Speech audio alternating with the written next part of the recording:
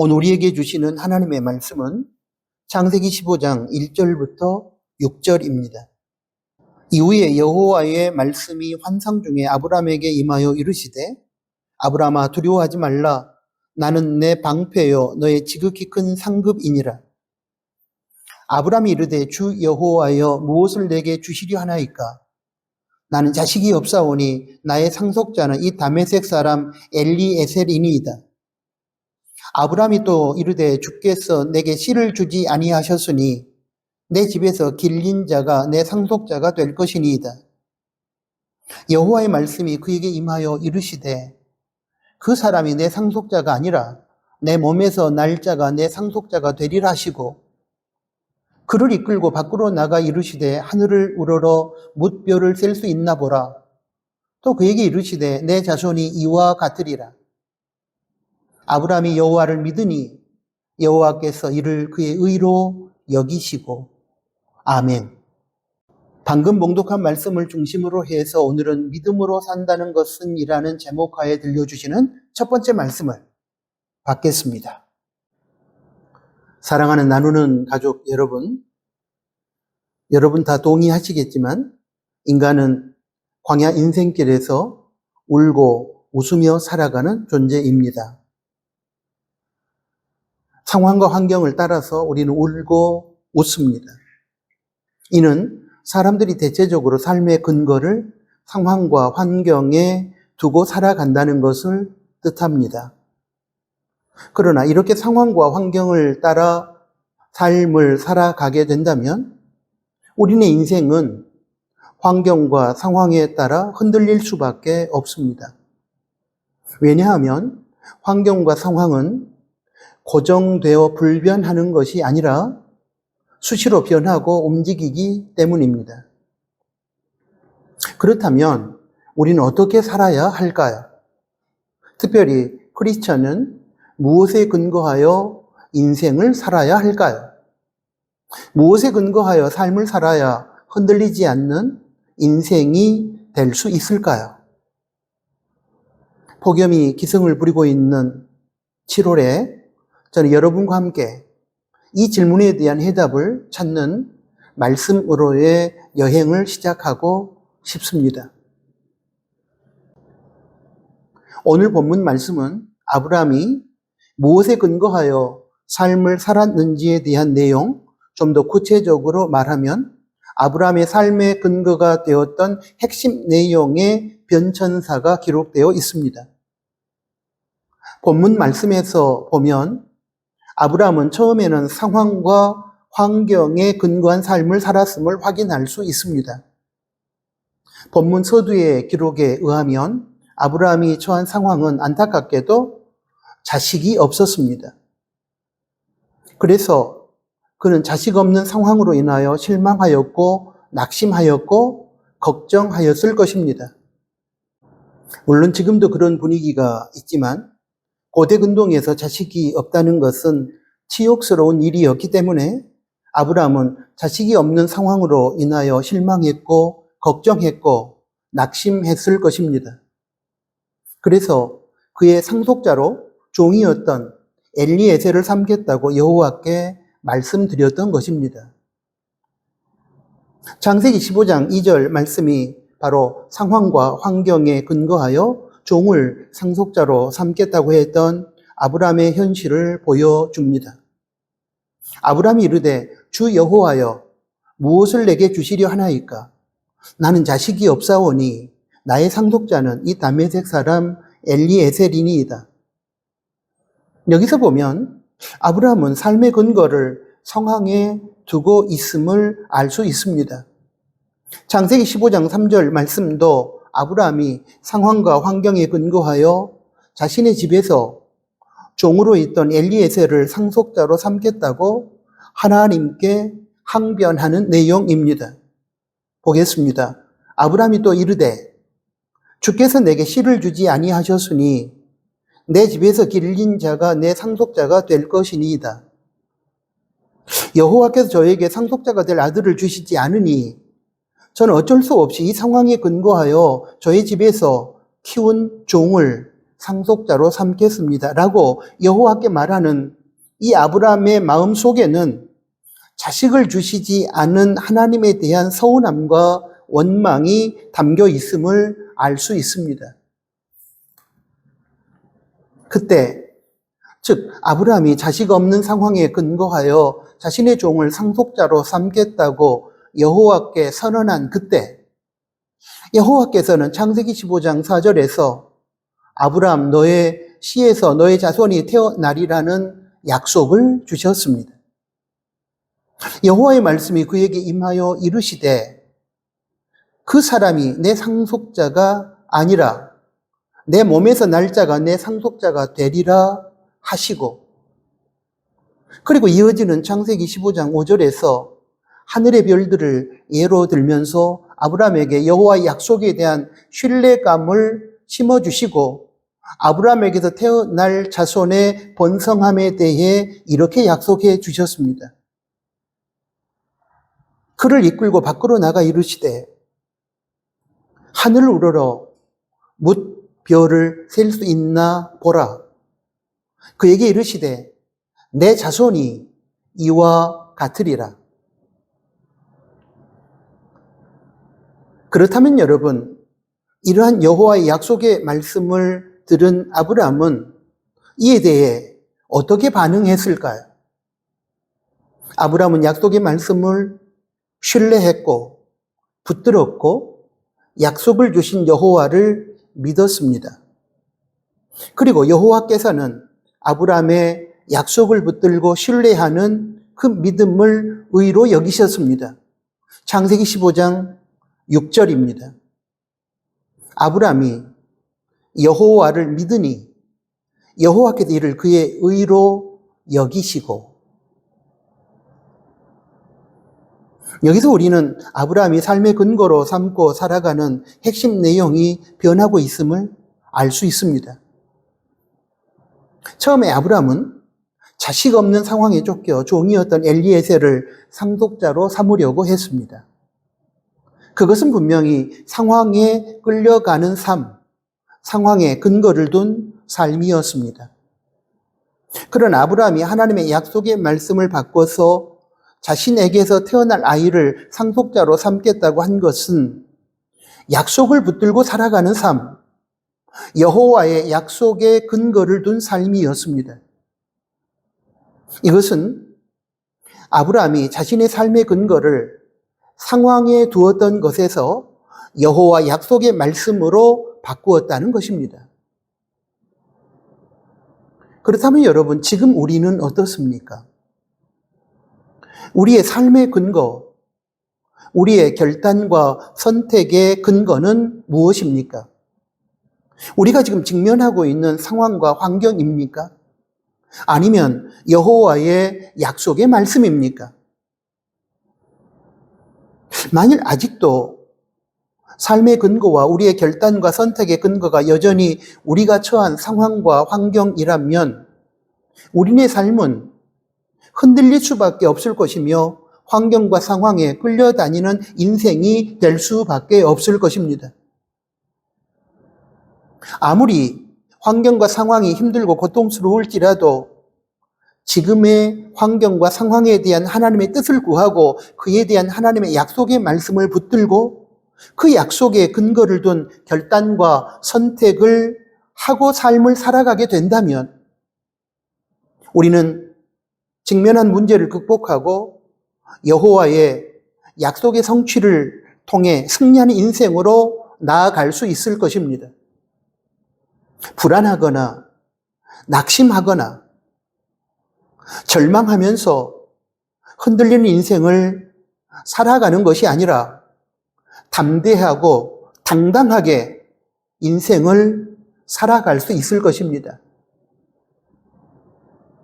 예수님을 믿는다는 것에 대한 많은 정의와 설명이 있는데 저는 오늘 본문의 주제와 관련하여 예수님을 믿는다는 것은 예수님을 믿기 전에는 삶의 근거와 결단과 선택의 근거를 자신이 처한 환경과 상황에 두었지만 예수님을 믿은 이후로는 여호와의 약속의 말씀에 삶의 근거와 결단과 선택의 근거를 두고 살아가는 것이라고 저는 생각합니다.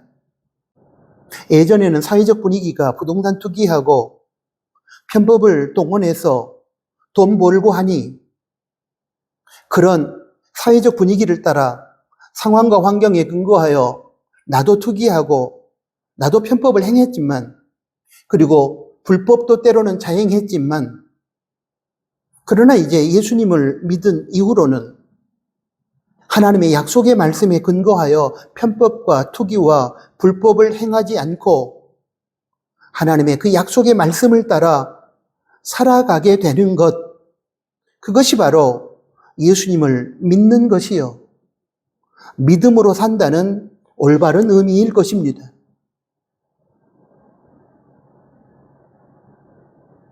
성경의 기록에 근거하여 믿음의 선배 한 사람의 경우를 예로 들면서 삶의 근거, 결단과 선택, 행위의 근거를 누구 또는 무엇에 두느냐에 따라서 어떤 결과가 따라오는지 한번 살펴보도록 하겠습니다.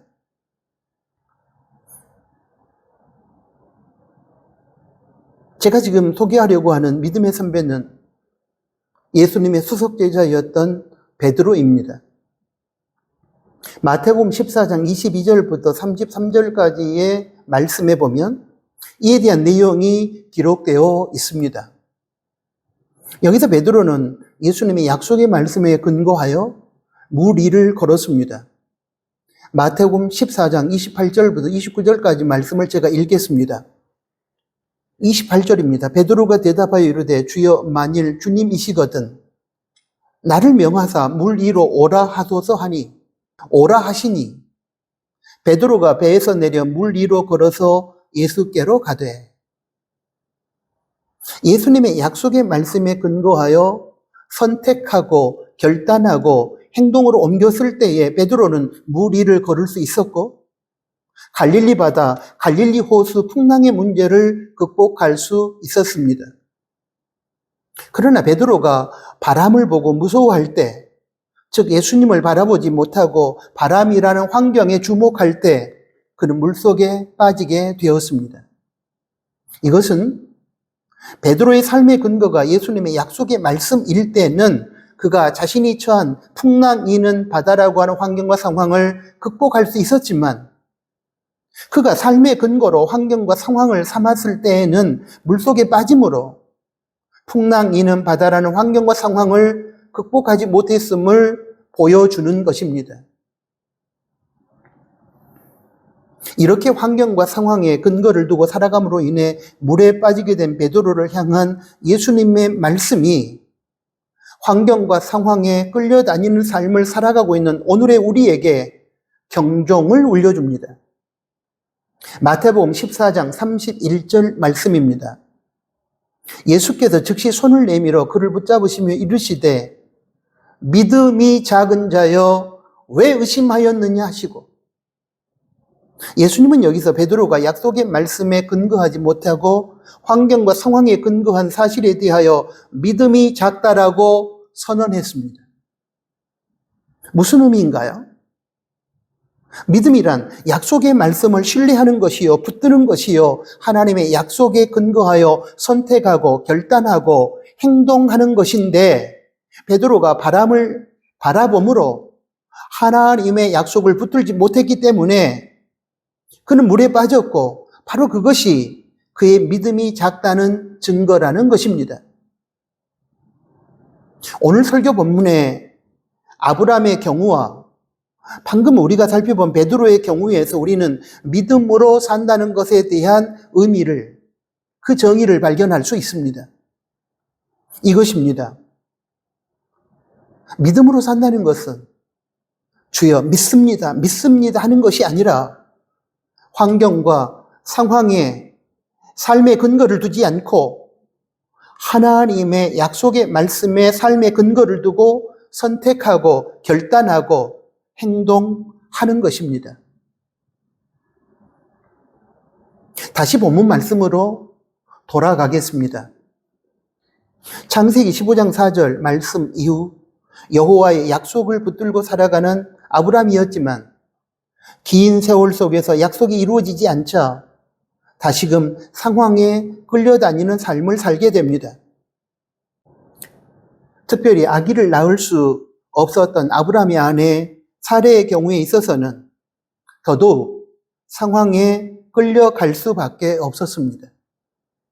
고대 사회에서 앞에서도 언급했지만 자식은 기업입니다.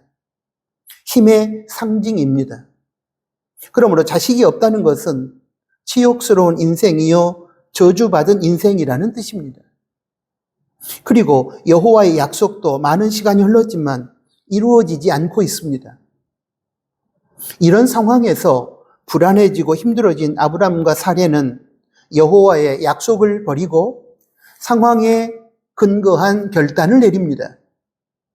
그리고 하나님의 말씀에 불순종한 삶을 살게 됩니다. 그것이 바로 창세기 16장에 소개된 사레의 여종 하갈을 취하여 거기서 서자 이스마엘을 얻은 사건입니다.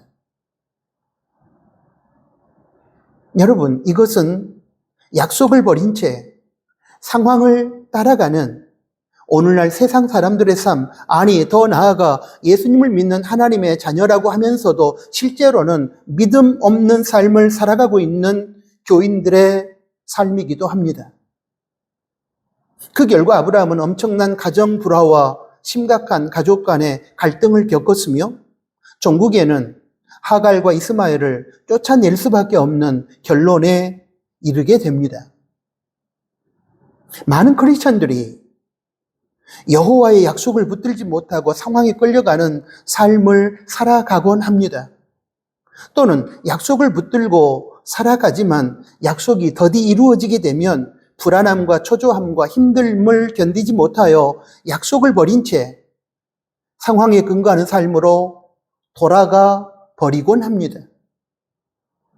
그러나 여러분, 우리는 분명히 기억해야 합니다. 여호와의 약속의 말씀을 버리고 상황에 끌려다니는 삶은 결국 우리 인생을 파국과 실패로 끌고 간다는 사실을 말입니다. 여호와의 약속을 바라보고 걸어가는 과정 속에서 아브라함은 약속을 버리고 상황에 끌려가는 실수를 하긴 했지만 마지막에는 약속을 붙들고 결국 아기를 낳을 수 없는 불가능의 상황 속에서 하나님의 약속의 성취, 즉 적자 이삭을 낳는 사건을 경험하게 됩니다. 창세기 21장 5절은 아브라함이 적자 이삭을 낳을 때가 그의 나이 100세라고 했으니 처음 여호와께서 아브라함에게 아들을 주시겠다고 약속을 하신 그때 아브라함이 나이 75세였음을 생각한다면 처음 하나님께서 아들을 주시겠다고 약속했던 그 이후 실로 25년 만에 여호와의 약속이 성취된 것입니다. 사랑하는 나누는 가족 여러분, 아브라함의 경우에서 보는 것처럼 시간이 걸릴지는 모르지만 한번 하나님께서 우리에게 주신 약속은 우리의 삶에서 반드시 이루어진다는 사실을 믿고 하나님의 약속의 성취가 더디다고 할지라도 낙심하지 마시기 바랍니다. 그리고 어떤 환경 속에서도 하나님의 약속을 버리거나 그로 인하여 상황을 쫓아다니지 마시기 바랍니다. 시간은 걸릴지 모르지만 여호와 하나님은 당신이 정한 하나님의 때에 반드시 당신의 약속을 지키시는 신실한 분이심을 믿으시기 바랍니다. 그러므로 부탁합니다. 약속에 근거한 삶을 살아가십시오. 사랑하는 교회 여러분, 크리스찬은 여호와의 약속을 붙들고 살아야 합니다. 하나님의 약속에 근거한 삶을 살아야 합니다. 그것이 바로 믿음으로 사는 것입니다. 하나님의 약속은 부도수표가 아닙니다. 하나님께서 한 번 하신 약속은 하나님의 때에 분명히 성취됩니다. 또한 하나님의 약속은 항상 우리를 위하여 가장 좋은 것입니다.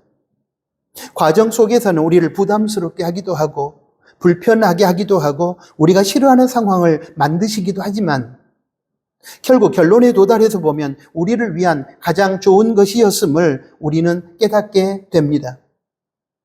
그러므로 하나님의 약속을 붙들고 살아가면 우리는 담대할 수 있고 승리할 수 있고 상황과 환경에 휩쓸리지 아니하고 평상심을 유지하며 흔들리지 않고 살아갈 수 있습니다.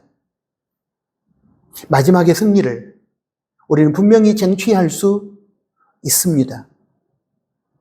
바로 하나님께서 약속하신 말씀의 성취로 말미암아 그렇게 되는 것입니다. 그렇다면 여러분, 어떻게 하면 우리가 여호와의 약속을 붙들고 살아갈 수 있을까요? 먼저는 약속이 우리에게 들려져야 할 것입니다. 여호와의 약속을 듣고 받는다고 했을 때 그것은 성경 말씀을 통해서입니다. 성경 곧 여호와 하나님의 말씀을 우리는 가까이 해야 합니다. 하나님의 말씀을 가까이 하는 것은 설교를 열심히 듣는 것도 포함하고 큐티를 꾸준하게 하는 것도 포함하고 성실하게 성경을 읽는 것도 포함합니다.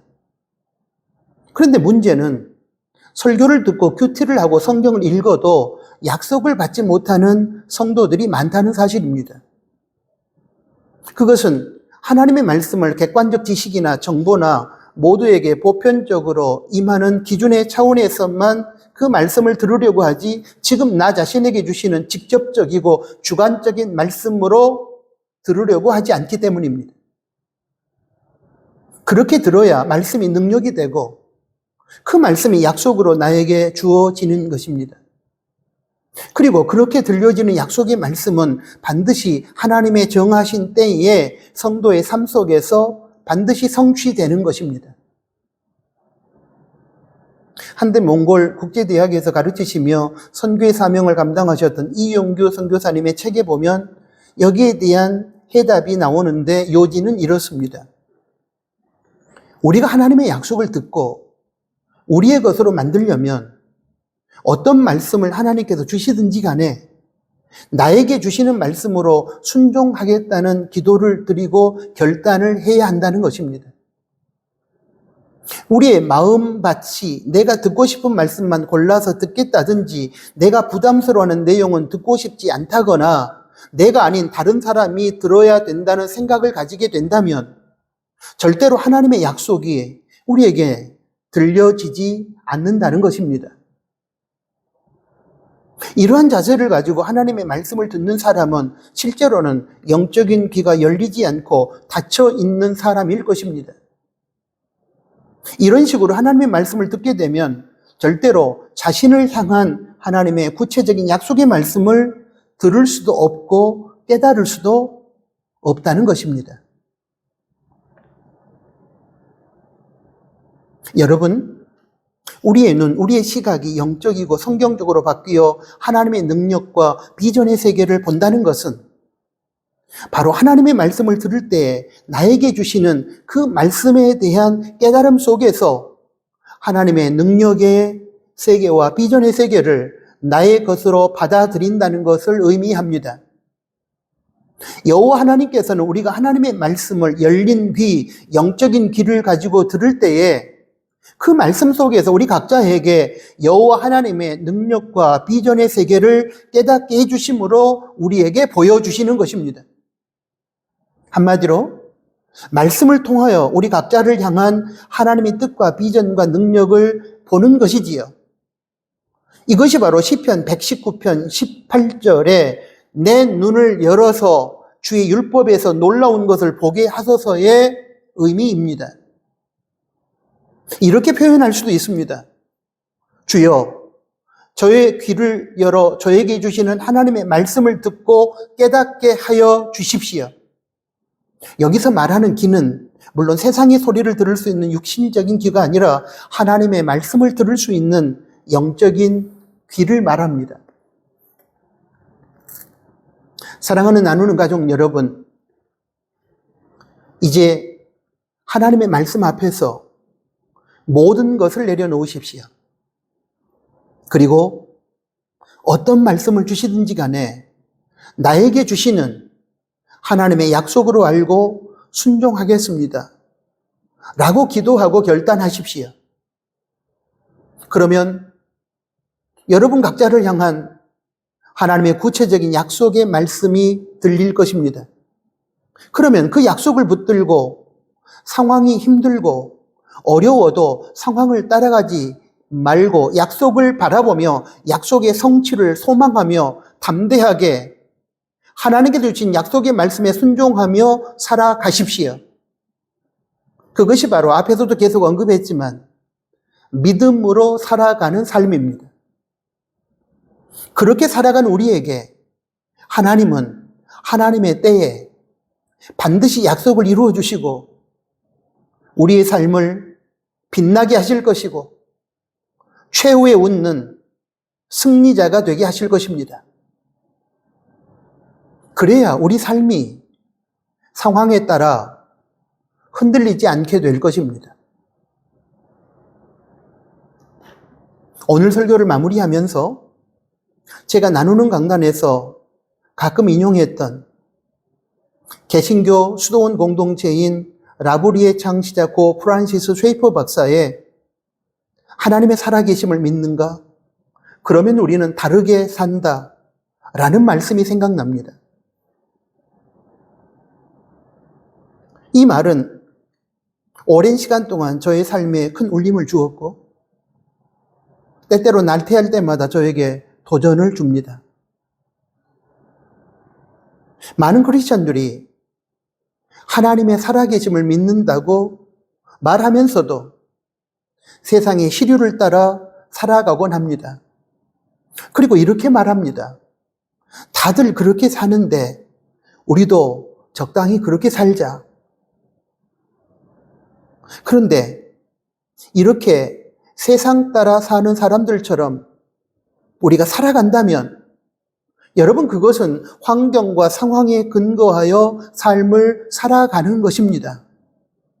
이때 하나님의 살아계심을 믿는 크리스찬이라면 세상 따라 살아가는 환경과 상황에 근거하여 세상 따라 살아가는 삶을 거부하고 하나님의 약속의 말씀에 근거한 삶을 살아야 할 것입니다. 비록 힘들고 부담스럽고 불편할지라도 말입니다. 그것이 바로 세상과 구별된 다르게 사는 삶이요. 그것이 바로 믿음으로 사는 것이 아니겠습니까? 여러분 어떻습니까? 지금 중요한 것은 내가 지금 무엇에 근거하여 내 인생을 살아가고 있느냐 하는 것입니다. 상황에 근거하여 환경에 끌려가는 삶입니까? 아니면 여호와의 약속을 바라보고 그 약속에 근거하여 살아가는 삶입니까? 성도가 믿음으로 산다는 것은 그러므로 하나님의 약속에 근거하여 삶을 살아가는 것입니다. 아멘. 사랑하는 아버지 하나님, 폭염이 기승을 부리고 있는 7월에 저희들에게 말씀으로 여행을 허락하여 주시고 과연 믿음으로 산다는 것의 의미가 무엇인지 찾아보게 하시고 하나님으로부터 하나하나 해답을 얻게 하신 것을 감사합니다. 상황에 근거하여 흔들리는 인생을 살 것이 아니라 불변하고 영원하신 하나님의 약속의 말씀에 근거하여 믿음으로 살아야 된다는 사실을 가르쳐 주셔서 감사합니다. 믿음으로 산다는 것이 환경과 상황에 근거를 두고 끌려가는 인생을 사는 것이 아니라 하나님의 약속의 말씀에 근거를 두고 그 약속을 붙들고 그 약속에 따라 행동하고 실천하는 것이 참된 믿음인 것을 저희들에게 가르쳐 주셔서 감사합니다. 힘들고 어려운 광야 인생길을 살아가면서 믿음으로 세상을 이기는 저희들이 되게 하여 주십시오. 상황과 환경이 어떻게 변하든지 사람들이 어떤 모습으로 살아가든지 간에 우리는 하나님의 약속의 말씀을 신뢰하고 그 약속의 말씀에 근거하여 흔들리지 않고 주님의 뜻을 따라 살아가는 복된 인생이 되게 하여 주시고 그러므로 인하여 승리하는 인생이 되게 하여 주십시오. 예수 그리스도 이름으로 기도합니다. 아멘.